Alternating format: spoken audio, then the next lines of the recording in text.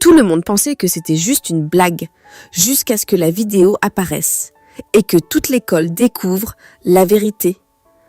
Au cœur d'une grande ville africaine, moderne, vibrante, il y avait le lycée Combat.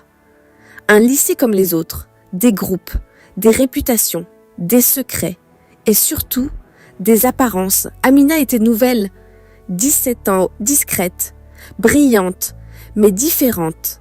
Elle ne cherchait pas à plaire, elle ne suivait pas les tendances et ça dérangeait. Face à elle, il y avait Leïla, populaire, charismatique, toujours entourée, toujours admirée, toujours au centre. Et entre elles deux, il y avait Malik, gentil, calme, respecté, le genre de garçon que tout le monde écoute.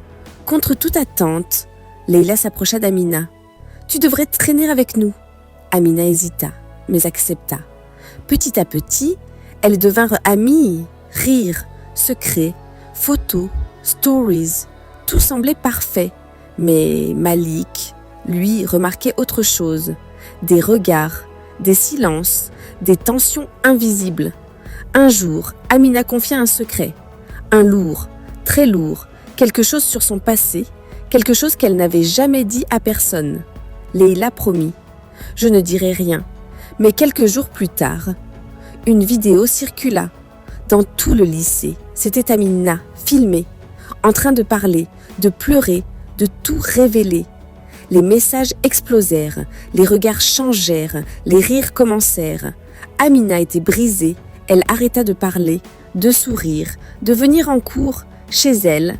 Sa mère s'assit à côté d'elle. « Ma fille, le monde peut être dur, mais ta valeur ne vient pas d'eux. » Son grand frère ajouta « Les gens te testent, la vie te construit. » Mais Amina n'écoutait plus.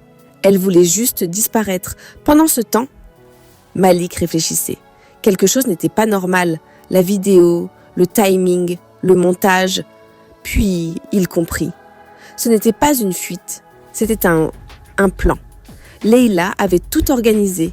Depuis le début, l'amitié, les confidences, la vidéo. Tout. Le lendemain, tout le lycée fut réuni. Un écran s'alluma, une nouvelle vidéo. Leïla apparut, en train de rire, en train d'expliquer son plan, en train d'avouer. Mais ce qu'elle ne savait pas, c'est qu'elle était filmée par Malik. Silence total.